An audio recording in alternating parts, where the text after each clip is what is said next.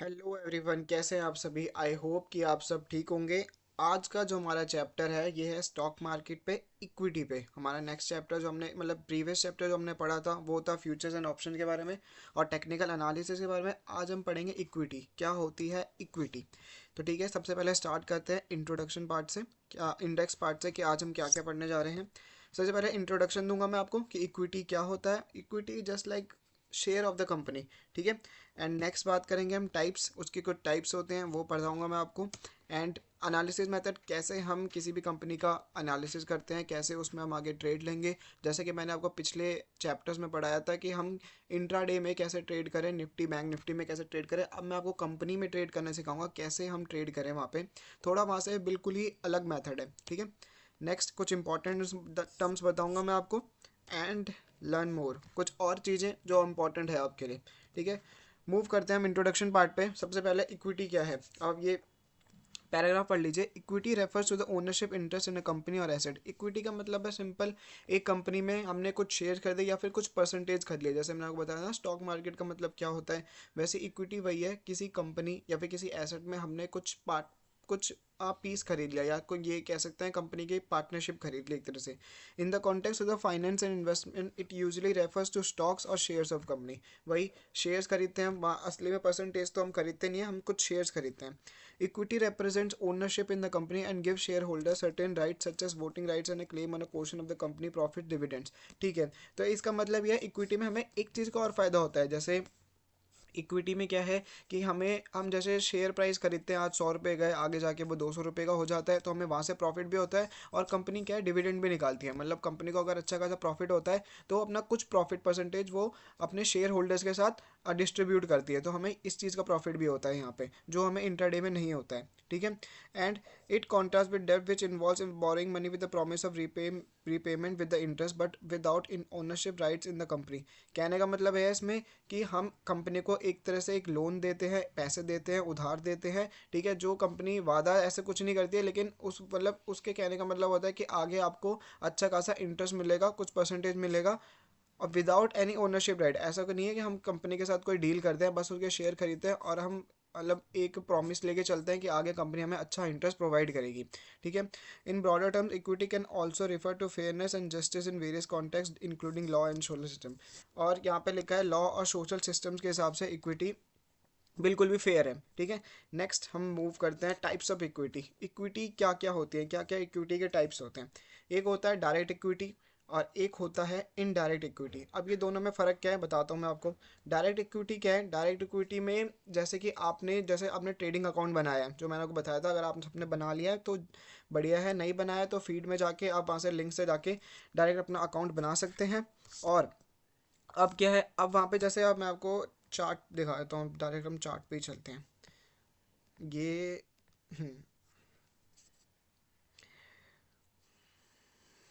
अब जैसे मैं किसी कंपनी का ले लेता हूँ, जैसे मैंने आपको उस दिन भी एग्जांपल दिया था रिलायंस का, तो आज मैं रिलायंस का एग्जांपल देता हूँ आपको। ये रहा रिलायंस इंडस्ट्रीज़। ठीक है। ये इसका चार्ट है। तो इसके चार्ट में आप देख रहे होंगे यहाँ पे जो शेयर प्राइस चल रहा है 2963 का चल रहा है ना। तो अब मैं यहाँ से डायरेक्टली यहाँ से इस पर क्लिक करूंगा और मैं इसके कुछ शेयर्स खरीद लूंगा, जितने भी शेयर्स मेरे को खरीदने हैं, 5 10 15 20 1000 100, जितने भी हैं यहाँ से डायरेक्ट खरीद सकता हूँ। है ना। ये होती है डायरेक्ट इक्विटी। ठीक है। यहाँ से डायरेक्टली जाके शेयर्स खरीदना, इसको कहते हैं डायरेक्ट इक्विटी। और इनडायरेक्ट इक्विटी क्या होता है, buying shares through a portfolio management service और ए म्यूचुअल फंड। अब पोर्टफोलियो मैनेजमेंट सर्विस क्या होती है, इसको हम पीएमएस भी कहते हैं। पोर्टफोलियो मैनेजमेंट सर्विस ये होती है कि एक कंपनी जो हम उसको कुछ पैसे देते हैं, जैसे 1 लाख 10 लाख 20 लाख जितने पैसे देते हैं, और वो हमारे लिए हमारा एक पोर्टफोलियो बनाती है कंपनी। उसमें काफ़ी सारी कंपनीज में अब हमारे पैसे लगाती हैं और हमें अच्छा खासा इंटरेस्ट प्रोवाइड करती है, और वो अपने कुछ फीस चार्ज करती है इस चीज़ के लिए। और म्यूचुअल फंड क्या होता है, म्यूचुअल फंड आप सबको पता ही होगा। है ना। हमें कुछ पैसे देने होते हैं महीने के, और वो क्या है, हजारों लोगों के पैसे लेके एक कुछ अमाउंट, सर्टेन अमाउंट इकट्ठा करके वो कुछ कंपनीज, लिस्टेड कंपनीज, कुछ 50 कंपनी टारगेट करती है, उनमें अच्छा खासा प्रॉफिट कमा के हमको डिस्ट्रीब्यूट करती है। तो ये होते हैं म्यूचुअल फंड। तो डायरेक्ट इक्विटी आप खुद जाके डायरेक्टली क्या कहते हैं शेयर्स खरीद सकते हैं किसी भी कंपनी के, और इनडायरेक्ट इक्विटी में कोई पोर्टफोलियो मैनेजमेंट सर्विस पीएमएस या म्यूचुअल फंड आपके शेयर्स खरीदेगा, बस आपको उनको पे करना है। ठीक है।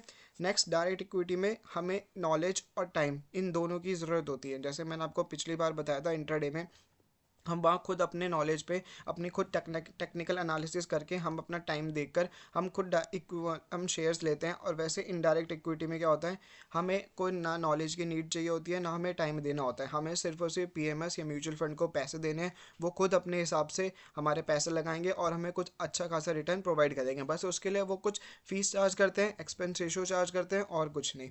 ठीक है। Next, full time work. Direct equity में हमें फुल टाइम वर्क है, कहने का मतलब है कि आपको वहाँ पे पूरे टाइम अपना देखना पड़ेगा कंपनी कैसे चल रही है, उसकी क्या रिपोर्ट्स हैं, क्वार्टरली रिपोर्ट्स क्या है, फाइनेंशियल ईयर की रिपोर्ट्स क्या है, आपको सब देखना पड़ेगा, आपको उसमें पूरा टाइम देना पड़ेगा। और इनडायरेक्ट में आपको कुछ काम करने की नीड नहीं है, जैसे मैंने वो बताया, सिर्फ आपको म्यूचुअल फंड या पीएमएस सर्विस को पैसे देने हैं और वो आपके लिए काम करेंगे, और वो बस कुछ सर्टेन अमाउंट आपसे चार्ज करती है। ठीक है। तो डायरेक्ट इक्विटी और इनडायरेक्ट इक्विटी में समझ आ गया। डायरेक्ट इक्विटी में सिर्फ इसका मतलब है कि आप काम कर रहे हैं, आपको किसी को पे करने की नीड नहीं है, सिर्फ आप काम कर रहे हैं, आप पे कर रहे हैं। ठीक है। आप खुद शेयर्स खरीद रहे हैं, खुद बेच रहे हैं, और इनडायरेक्ट में आप किसी सर्विस या फिर म्यूचुअल फंड से काम करवा रहे हैं। ठीक है, समझ आ गया मतलब। नेक्स्ट है हमारा एनालिसिस मेथड। अगर आप खुद डायरेक्ट इक्विटी करते हैं तो आप इसमें एनालिसिस कैसे करते हैं, क्या मेथड होते हैं कि जिससे हम इक्विटी या फिर किसी कंपनी के शेयर्स खरीदें, किस तरह से, मतलब क्या क्या चीज़ हो। जैसे हमने इंट्राडे में पढ़ा कि टेक्निकल एनालिसिस करते हैं, यहाँ पे फंडामेंटल एनालिसिस और टेक्निकल एनालिसिस दोनों होता है। ठीक है। क्योंकि कंपनी की हम इंट्रिंसिक वैल्यू नहीं जानते, अभी मैं बताता हूँ कि इंट्रिंसिक वैल्यू क्या होती है। सबसे पहले एनालिसिस मेथड करने के लिए 5 चीज़ें ज़रूरी होती है, वैसे और भी चीज़ें हैं, 5 जो मेन चीज़ें जो मैं आपको बता रहा हूँ। Study annual reports of last 5 to 7 years. 5 से 7 साल पुरानी रिपोर्ट्स उस कंपनी के हमें पढ़नी चाहिए कि एनुअल रिपोर्ट्स में क्या है, क्या उसकी प्रॉफिटेबल वो मार्केट थी, क्या कितना उसने प्रॉफिट करा है, कितने वो उसने क्या कहते हैं लोन्स ले रखे हैं। ठीक है। उसने कितने डेब्ट चुराए, उसके चुका है, एसेट्स कितने हैं उसके, लाइबिलिटीज़ कितनी है, उसको कहाँ कहाँ से पैसा आता है, किस किस सेक्टर से वो पैसे कमा रही है, और क्या क्या उसके आगे के फ्यूचर गोल्स हैं। ये होता है, हमें पहले 5-7 साल में देखना पड़ेगा कि उन्होंने कितना रिटर्न दिया है, कितनी तेज़ी से कंपनी ग्रो करी है, कितनी नहीं करी है। ठीक है। नेक्स्ट होता है हमारा मैनेजमेंट मीट्स। ठीक है। इसमें क्या है, इसमें अगर आप उस कंपनी के बारे में अच्छे डीपली जान जाते हैं तो वहाँ के किसी कांटेक्ट, मतलब किसी भी इंसान से कांटेक्ट करिए, या फिर वहाँ पे किसी भी वर्कर से, जिसमें मतलब कि कुछ लोग की वो क्या कहते हैं, कुछ लोगों की वहाँ पे मीटिंग बिठा के आप उनसे मीट कर सकते हैं, पता लगा सकते हैं कंपनी के बारे में, क्या कर रही है कंपनी, क्या नहीं कर रही है। इसमें मतलब ये एक तरह से ऑन ग्राउंड रिसर्च होती है, इसमें आपको बहुत ज़्यादा टाइम देना पड़ता है। नेक्स्ट होता है आपका tracking quarterly result. Quarterly result देखने पड़ते हैं कंपनी के कि हर क्वार्टर में वो कितना प्रॉफिट कर रही है, क्या कर रही है। मतलब आपको इसमें ये पूरा जो मेथड है फंडामेंटल एनालिसिस का है। ठीक है। ये फंडामेंटल एनालिसिस क्या होता है, इसमें हम कंपनी के अंदर की वैल्यू, जो अंदर की चीज़ें हैं, कंपनी क्या कोई प्रोडक्ट लॉन्च करने जा रही है, या फिर कोई प्रोडक्ट उसका जो चल नहीं रहा है ना, उसके बारे में पता करते हैं। उसके हिसाब से हम सोचते हैं कि कंपनी कितना आगे जाएगी, क्या टेक्नोलॉजी कंपनी ला रही है जिससे आगे प्रॉफिट होगा। ठीक है। नेक्स्ट है फाइनेंशियल एनालिसिस। यही फाइनेंशियल एनालिसिस मतलब कंपनी के फाइनेंशियल रिपोर्ट्स पढ़ेंगे कि क्या क्या उसके एसेट्स हैं, लाइबिलिटीज है, फाइनेंशियल ईयर में उस मतलब किस फाइनेंशियल में उसमें कितना प्रॉफिट करा, कितना प्रॉफिट नहीं हुआ, पिछली साल कितना हुआ था, इस साल कम क्यों हुआ है, हर एक चीज़ हम पढ़ेंगे फाइनेंशियल रिपोर्ट से। और ये चीज़ आपको डायरेक्टली अब कंपनी के वेबसाइट पे मिल जाती है। Next, on ground research. जैसे मैंने बताया आपको खुद जाके लोगों से मिलना, वहाँ के वर्कर से, या फिर किसी भी इंपॉर्टेंट पर्सन है जो जिसको वहाँ के फाइनेंशियल रिपोर्ट के बारे में जानता हो, अकाउंटेंट के बारे में। तो वो सारी चीज़ें आपको ऐसे यहाँ पे जाके आप एनालिसिस करते हैं। ये होता है एक फंडामेंटल एनालिसिस, और एक होता है टेक्निकल एनालिसिस। टेक्निकल एनालिसिस जो मैंने आपको पिछली वीडियो में सिखाया था कि कैसे हम इंटरडे में ये सपोर्ट पैटर्न रेजिस्टेंस के हिसाब से ट्रेड लेते हैं, वैसे ही आपका सेम इक्विटी में भी होता है, किसी कंपनी में भी वैसे ही चलता है। और ज़्यादातर अगर अगर आप आगे कभी भी इक्विटी में पैसे लगाएंगे, जैसे आप मोस्टली अगर मैं प्रेफर करूँगा तो उन्हीं कंपनी में पैसे लगाए जो निफ्टी 50 या फिर बैंक निफ्टी में लिस्ट है। ठीक है। तो उनका जो है, जो भी टेक्निकल एनालिसिस चलता है वो एज निफ्टी 50 के हिसाब से ही चलता है। तो उनमें पैसे लगाइए, ये रिकमेंडेशन नहीं है, मतलब आप किसी में भी लगा सकते हैं, बट मैं आपको बता रहा हूँ अगर आप टेक्निकल एनालिसिस में जाते हैं तो वो ज़्यादा बेटर है। ठीक है। नेक्स्ट, सबसे important, stay far from tips. ये इतना इंपॉर्टेंट है कि बहुत सारे लोग टेलीग्राम चैनल ज्वाइन कर लेते हैं, जहाँ पे कुछ लोग फालतू के टिप्स प्रोवाइड करते हैं कि यहाँ से यहाँ तक जाएगा, जाओ इसकी कंपनी के शेयर ले लो, जाओ उस कंपनी के शेयर ले लो, या फिर कुछ भी ले लो। ये टिप्स से बहुत दूर हो। ये मैंने नोट स्पेशली इसलिए लिखा है कि टिप्स जैसी आपको कहीं से भी मिलती है, या किसी फ्रेंड से मिलती है, या फिर किसी टेलीग्राम कम्युनिटी या फिर कहीं से भी मिलती है आपको, तो उनसे दूर रहो। उनके हिसाब से मत चलो, अपनी खुद की एनालिसिस करो, फिर उस हिसाब से ट्रेड लो। अगर आपको लगता है कि सही है तो लो, वरना मत लो। लेकिन टिप्स कभी भी यूज़ नहीं करनी चाहिए। मैं कभी आपको प्रीफर नहीं करूँगा, चाहे वो कितनी भी सही हो कितनी गलत हो। आजकल लोग ऐड भी चलाते हैं इसके लिए कि हमने ये टिप दी थी और वो इतनी ग्रो करी है, आप अगर आप आगे जुड़ना चाहते हैं तो आप हमारे ज्वाइन कर लीजिए कम्युनिटी वगैरह।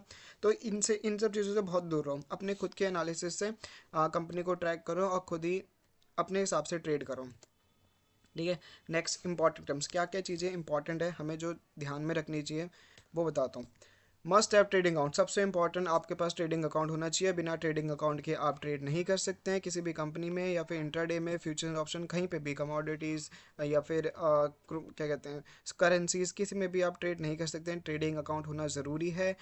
ट्रेडिंग अकाउंट की लिंक मैंने फीड में दे रखी है, जाओ उस पर लिंक पे क्लिक करो और जाओ बना लो अपना अकाउंट जल्दी जाके। ये मैंने होमवर्क भी दे रखा था, अगर आपने अभी तक नहीं बनाया तो फ़ायदा नहीं है आपका आगे तक पढ़ने का, तो प्लीज़ जाओ और बना लो। Next, you can trade on all the company listed on the exchange. आप जिस भी कंपनी में लिस्ट मतलब ट्रेड करना चाहते हैं, ये नहीं कि आपकी गली की कंपनी या फिर रोड में कोई कंपनी खोल रही है उसमें भी आप ट्रेड कर सकते हैं, नहीं। जो एनएसई या बीएसई पे लिस्ट हो रखी है, एनएसई में आई थिंक जब मेरे को पता है तो 7,000 से ऊपर कंपनी लिस्ट हो चुकी हैं, और बीएसई में भी आई थिंक 3 to 5,000 कंपनी ज़्यादा लिस्ट हो चुकी हैं। तो आपको आ, किसी भी कंपनी में ट्रेड करना है तो वो कंपनी एक्सचेंज में लिस्ट होनी ज़रूरी है। जैसे रिलायंस, टाटा, ऐसे बहुत सारी कंपनी में, इसमें कहता हूँ 7-10 हज़ार कंपनियाँ हैं, इनमें आप ट्रेड कर सकते हैं जो एक्सचेंज में है, मतलब एनएससी बीएसई में। ठीक है। ब्रोकर एप्लीकेशन पे, फायर्स की एप्लीकेशन पे आपको मिल जाएगी, वहाँ से जाके आप ट्रेड कर सकते हैं। टाइम हॉरिजन, तो अगर मैं आपको एक चीज़ बताऊँ कि अगर आप किसी भी इक्विटी में ट्रेड करते हैं, कंपनी में ट्रेड करते हैं, तो ये नहीं कि आपने आज खरीदा और कल बेच दिया, या फिर आज ही खरीदा और आज बेच दिया, नहीं।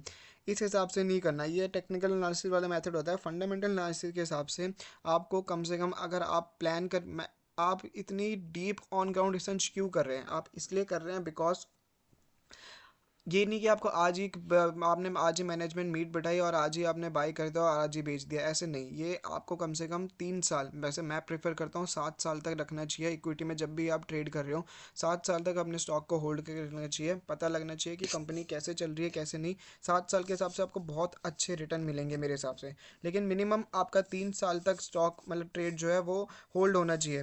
टाइम हॉरिजन 3 साल तक होना चाहिए, और उससे ज़्यादा तो होना ही चाहिए। ठीक है। तो मिनिमम 3 साल तो होने चाहिए। तो इसलिए आपको एक बार ही अच्छे से रिपोर्ट, क्या कहते हैं, फंडामेंटल एनालिसिस करनी पड़ती है। इस वजह से ही आपको इतना टाइम पीरियड के लिए रुकना पड़ता है, और आपको अच्छे खासे रिटर्न देखने को मिलेंगे भी। ठीक है। Next, not fix returns. इसमें रिटर्न्स फिक्स नहीं होते। क्या पता कंपनी आगे डूब भी सकती है, कंपनी बंद भी हो सकती है ना, या हो सकता है कंपनी बहुत आगे चली जाए, कुछ भी हो सकता है, हमें कुछ पता नहीं है। हमारी रिपोर्ट के हिसाब से जो हमने सोचा था हम उसी टारगेट और एग्जिट के हिसाब से चलेंगे। ठीक है। तो फिक्स रिटर्न कुछ नहीं होते हैं। जैसे म्यूचुअल फंड्स वगैरह फिक्स रिटर्न देते हैं, आपको बोलेंगे आपको 10 से 12% मिलेगा या 15% मिलेगा। ठीक है। इसमें कुछ फिक्स नहीं है। आपको 100% रिटर्न भी मिल सकता है, या 0 भी मिल सकता है, या 10 भी मिल सकता है, 20 भी मिल सकता है, कोई फिक्स नहीं होता। ठीक है। वो तो कंपनी बताएगी, वो जैसा चलेगी उस हिसाब से ये ग्रो करेगी, तो उस हिसाब से हमारे रिटर्न्स फिक्स होंगे। हमें स्टार्टिंग में कुछ पता नहीं चलेगा। इट हैज़ हाई वॉलेटिलिटी, हाँ। तो इसमें ये है कि वॉलेटिलिटी काफ़ी ज़्यादा होती है, कंपनी ऊपर नीचे बहुत होती है। मतलब कंपनी के डाउन भी आते हैं, कुछ प्रोडक्ट नहीं चलते हैं तो डाउनग्रेड भी आते हैं। आपको बस रुकना नहीं है। आपने बस 3 साल का सोच रखा है तो आप 3 साल 7 साल तक होल्ड करके चलेंगे, चाहे कंपनी माइनस में क्यों नहीं जा रही है ना। आपको इंपॉर्टेंट है कि कंपनी की इंट्रिंसिक वैल्यू और प्राइस वैल्यू दोनों पता होनी चाहिए। इंट्रिंसिक वैल्यू क्या होता है वो मैं भाई आपको आगे बताता हूँ, वो समझना ज़रूरी है। अगर आप वो समझ गए तो आप का ये जो 3 साल 7 साल का टाइम पीरियड है ये कहीं भी वेस्ट नहीं जाने वाला। तो वॉलेटिलिटी काफ़ी ज़्यादा होती है मार्केट में, ऊपर नीचे बहुत होता है इसमें। तो इस चीज़ का ज़रूर ज़रूर ध्यान रखना। आप एक बार ट्रेड लगा के अच्छे से एक बार बस छोड़ देना टाइम के लिए, कुछ टाइम पीरियड के लिए। लेकिन ऐसे नहीं कि हमने किसी भी कंपनी में इन्वेस्ट कर दिया, पहले अच्छे से रिसर्च कर लेना, उसके बाद ही आप ट्रेड करना।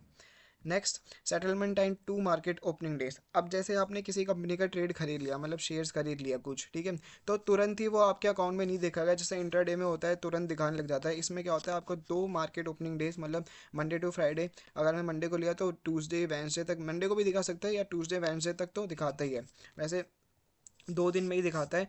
और अगर आप सेल करते हैं तो 2 दिन के अंदर ही सेल होता है, वो तुरंत सेल नहीं हो जाता है, 2 दिन उसको टाइम लगते हैं, है ना। तो सेटलमेंट टाइम 2 दिन का होता ही है इसमें। तो जैसे आप आज ट्रेड ले रहे हैं, आज आपने जैसे कुछ शेयर्स खरीद लिए किसी कंपनी के, तो वो आज आपके अकाउंट में, ट्रेडिंग अकाउंट में दिखाएगा नहीं, डीमैट अकाउंट में। वो कुछ 2 दिन बाद आपके अकाउंट में दिखाएगा कि अब आ चुके हैं आपके पास उसके शेयर्स। और 2 दिन बाद ही अगर आप बेचते हैं तो 2 दिन बाद ही वो सेल होते हैं, ठीक है। Must know the intrinsic value of company, जैसे हमने बताया इंट्रिंसिक वैल्यू, इंट्रिंसिक वैल्यू जानना बहुत ज़रूरी है कंपनी का, ठीक है। और वो मैं आपको आगे निकालना सिखाऊंगा क्या होता है इंट्रिंसिक वैल्यू। इंट्रिंसिक वैल्यू कहने का मतलब है कि अंदर की वैल्यू, मतलब आपको पता चलना चाहिए कि जैसे कंपनी का शेयर प्राइस आप देख रहे हैं 100 का है, लेकिन कंपनी के जो रिपोर्ट्स के हिसाब से आ रहा है तो वो तो कंपनी बहुत अच्छा काम नहीं कर रही है, और आपके जो इंट्रिंसिक वैल्यू बन के आ रही है वो 80-70 की है, तो हम उस कंपनी में ट्रेड नहीं करेंगे, हम रुकेंगे, वेट करेंगे। अगर शेयर प्राइस गिरता है, शेयर प्राइस 60 गिर जाता है और इंट्रिंसिक वैल्यू तब भी ऐसी है, तो हम जाके उस कंपनी में ट्रेड करेंगे। जैसे ही इंट्रिंसिक वैल्यू बढ़ेगी तो कंपनी का शेयर प्राइस बहुत तेज़ी से बढ़ेगा, ठीक है। 7 ईयर गोल, जैसे मैंने आपको बताया मेरा खुद का जो गोल रहता है वो 7 साल का ही रहता है, तो 7 साल के लिए आप उस ट्रेड को, उस शेयर को भूल जाओ, ठीक है। एक बार अच्छे से रिसर्च करके उस शेयर को भूल जाओ, ठीक है, जब तक एग्जिट नहीं होता। ओके, तो म्यूचुअल फंड्स और पीएमएस क्या होता है। म्यूचुअल फंड मैंने आपको बताया, म्यूचुअल फंड में हम कुछ पैसे डालते हैं, जो कंपनीज, वो उन्होंने एक सेक्टर बना रखा था कि हम इन इन कंपनीज में ट्रेड करेंगे और आपको कुछ एक फिक्स रिटर्न प्रोवाइड करेंगे। पीएमएस भी ये होता है, पीएमएस होता है portfolio management service. Mutual funds है वो कुछ एक्सपेंसेस जो कम लेती हैं, आई थिंक बहुत कम चार्ज करती हैं। और पोर्टफोलियो मैनेजमेंट सर्विस हम जैसों के लिए नहीं है, जो जिनके पास अच्छा खासा पैसा है, मतलब हाई क्लाइंट्स जो होते हैं वो पीएमएस लेते हैं। पोर्टफोलियो मैनेजमेंट सर्विस वो काफ़ी ज़्यादा चार्ज करते हैं आपका, ठीक है। आपको अच्छा भी प्रोवाइड करते हैं, लेकिन बहुत ज़्यादा चार्ज करते हैं, मतलब उसके लिए मिनिमम आपको 10-20 लाख रुपए तो होनी चाहिए उनसे ट्रेड करवाने के लिए। हाँ, और तो इक्विटी में ट्रेड करने के तरीके म्यूचुअल फंड से भी कर सकते हैं, आप पीएमएस से भी कर सकते हैं, ठीक है। अगर आप खुद नहीं करना चाहते तो म्यूचुअल फंड्स आपके पास ऑप्शन है, वहाँ पे जाके आप देख सकते हैं कौन से, बस आप सेक्टर जस्टिफाई कर सकते हैं कि हाँ मेरे को इस सेक्टर में करना है, ये वाला म्यूचुअल फंड खरीद लेता हूँ। वहाँ पे लिखा रहता है कितना परसेंट रिटर्न आपको मिलेगा ही मिलेगा, ठीक है। नेक्स्ट है डिविडेंड प्रॉफिट। जैसा मैंने आपको बताया, कंपनी का अगर शेयर प्राइस बढ़ता है 100 से 200 होता है तो हमें वहाँ से भी प्रॉफिट होता है, और एक होता है डिविडेंड प्रॉफिट, ठीक है। हमें कुछ साल में कंपनी प्रॉफिट प्रोवाइड करती है, हम ऐसी कंपनी चूज़ करेंगे जो हमें जो डिविडेंड देती है, जिनका डिविडेंड रिपोर्ट भी कुछ सालों का अच्छा हो। डिविडेंड कहने का मतलब है कंपनी आगे प्रॉफिटेबल होती है हर फाइनेंशियल ईयर, तो कुछ प्रोवाइड करती है अपने शेयर होल्डर्स को पैसे, है ना। हर अब शेयर होल्डर्स अब लाखों में भी हो सकते हैं, उनको कुछ अमाउंट बनी प्रोवाइड होता है, तो वहाँ से भी आपको पैसे मिलते हैं। हर शेयर के हिसाब से कुछ डिविडेंड फिक्स होता है। तो ये अभी आपको नहीं है, आगे जैसे आप रुकते हैं 7 साल 5 साल के, तो आपको कभी भी किसी भी साल मिल सकता है डिविडेंड प्रॉफिट, आपको अच्छा खासा मिल सकता है। तो ये एक और तरीका है, मतलब कि इक्विटी में पैसे कमाने का। नेक्स्ट ये है इस एक quote, ideas are easy, implementation is art. जैसे म्यूचुअल फंड पीएमएस आपने सीखा होगा, ये बहुत इजी लग रहा है सुनने के लिए, लेकिन जब हम इसे इम्प्लाई करते हैं अपनी लाइफ में या फिर हम कदम उठाने जाते हैं तो ये हार्ड लगता है। गाय कावासाकी का ये एक कोट है बड़ा अच्छा, आइडियाज़ इजी हैं, आइडियाज़ बस सुनने में समझने में अच्छे लगते हैं, लेकिन जब उसे इम्प्लीमेंट करते हैं तो वो काफ़ी हार्ड होते हैं। तो इम्प्लीमेंट करके देखो, तब पता लग जाएगा कैसे करते हैं कैसे नहीं। Next, learn more some important things जो मैं आपको बताने वाला हूँ। जैसे कि मैंने आपको पिछले चैप्टर में बताया था कि stock market futures and option के बारे में, कि मैं आपको क्या क्या जो स्टॉक मार्केट का प्रॉपर कोर्स आएगा उसमें आपको क्या क्या चीज़ें सिखाने वाला हूँ। तो कुछ और चीज़ें जो स्टॉक मार्केट कोर्स में आपको प्रोवाइड करूँगा, मैंने आपको पिछले चैप्टर में बताया था कि कुछ और चीज़ें मैं इस चैप्टर में आपको बताऊँगा, तो वही चीज़ें मैं आपको बताने वाला हूँ कि क्या क्या चीज़ें उस स्टॉक मार्केट के कोर्स में आपको मिलेंगी। तो सबसे पहले आपको मिलेगा आईपीओ एनालिसिस। अब आईपीओ क्या होता है, आईपीओ होता है आपका इनिशियल पब्लिक ऑफरिंग। जैसे कोई कंपनी है, ठीक है, वो अच्छा खासा प्रॉफिट कर रही है, अब वो चाहती है कि वो भी स्टॉक मार्केट में लिस्ट हो जाए, तो वो अपना इनिशियल पब्लिक ऑफरिंग निकालती है।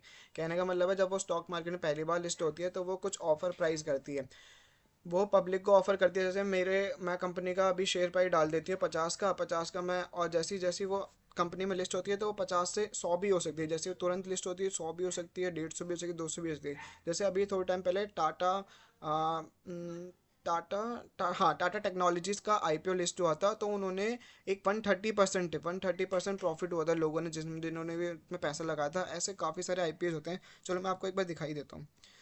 जैसे हम फायर्स में यहाँ से जाके आईपीओ में भी पैसे लगा सकते हैं। ये रहा आईपीओ। ठीक है, मैं आपको दिखाता हूँ एक बार। अब जैसे ये ऑनगोइंग है, ये अभी चल रहे हैं, अब हम इनमें से किसी में भी पैसे लगा सकते हैं। ठीक है, यहाँ पे लिखा आ रहा है 177 to 186 रुपये और 80 रुपीज़ मिनिमम क्वार्टर, लेकिन ऐसे किसी में नहीं लगाना। आपको पता होना चाहिए कंपनी क्या है, क्या इसकी फाइनेंशियल रिपोर्ट है, और इसके बारे में आपको जानना है। तो यहाँ पे कंपनी ये देखो, यहाँ पे अपना ये अपनी पूरी रिपोर्ट डालती है, यहाँ से आप पढ़ सकते हैं। अगर आपको सही लगती है तो आप कंपनी में आईपीओ के लिए मतलब इनिशिएट कर सकते हैं। ठीक है, ये अभी इन कंपनीज ने अपने आईपीओ डाला है, आप जाके ले सकते हैं। यहाँ पे देखो वीएलसीसी, आपने इसके बारे में सुना होगा, है ना, ये भी काफ़ी अच्छी कंपनी है, ये अपना आईपीओ लिस्ट करने वाली है। और नावी टेक्नोलॉजीज, गोदावरी, है ना, ये सारी, स्नैपडील का भी आने वाला है। तो ये चीज़ें हैं। ठीक है, और जैसे आपको पास्ट में दिखाऊं, देखो कितना प्रॉफिट होता है लोगों का आईपीओ में, अगर लोग आईपीओ में पैसे लगाते हैं तो। जैसे ये देखो, विवो स्टील में जिसने पैसे लगा होगा, यहाँ पे दिखा रहा है 181.46% उसको गेन मिला था। मतलब उन्होंने डाला था, देखो 141 to 151 के रेंज में, और 425, डायरेक्ट डबल, डबल से भी मतलब 200 गुना प्रॉफिट, मतलब 425 पे लिस्ट हुआ, और उन्होंने 150 तक के रेंज में अपना शेयर प्राइस दिया था, और 425 में रेंज हुआ। आप सोच सकते हैं कितना प्रॉफिट हुआ उनको, विबो स्टील ट्यूब्स। और जैसे मैं आपको और दिखाऊं, ये जैसे आप ये देखा, इन्होंने भी इस 100 रुपये से 115 रुपये में डाला था, मिनिमम 1200 क्वांटे हम खरीद सकते हैं, और लिस्ट कितने में हुआ, 329 में। तो यही होता है आईपीओ। ये मैं आपको सिखाऊंगा कैसे आप आईपीओ में लिस्ट करें, क्या होता है grey market premium. Grey market premium ही एक रीज़न होता है जिसकी वजह से हम आईपीओ में अच्छा खासा लिस्ट कर सकते हैं, है ना। और जैसे इन्होंने 445 to 468 दिया, और यहाँ पे 430 में, ये थोड़ा माइनस में है। आपको जितने देखेंगे ज़्यादातर आपको प्लस में होगा। और आपको सिर्फ एक बहुत बढ़िया तरीका बताऊंगा आईपीओ में लिस्ट करने का, पूरा आईपीओ एनालिसिस सिखाऊंगा, कैसे हम कंपनी के रिपोर्ट्स पढ़ते हैं, हर एक चीज़ आपको समझाऊंगा। तो आप देख सकते हैं क्या क्या है आईपीओ में। तो यही मैं आपको सिखाऊंगा उस स्टॉक मार्केट कोर्स में। अगर आपको लेना है तो जाओ, जाके ले सकते हो आप। नेक्स्ट आपको क्या सिखाने वाला हूँ मैं, करेंसीज। करेंसीज में कैसे हम डील करते हैं, मतलब जैसे एक होती है यूएसडी टू आईएनआर, है ना, ऐसे बहुत सारी होती हैं। हम करेंसी में भी डील करना सिखाऊंगा, उसमें भी आपको ट्रेड लेना सिखाऊंगा। जैसे अभी डॉलर का प्राइस आई थिंक 83 है, तो उसमें भी आपको कैसे ट्रेड करना है, उसमें भी उसके कैसे मूवमेंट बढ़ेगी, 83 से 90 कैसे जाएगा, या फिर कम कैसे होगा। तो वो सारी चीज़ें भी उसमें ट्रेड करना मैं आपको सिखाऊंगा।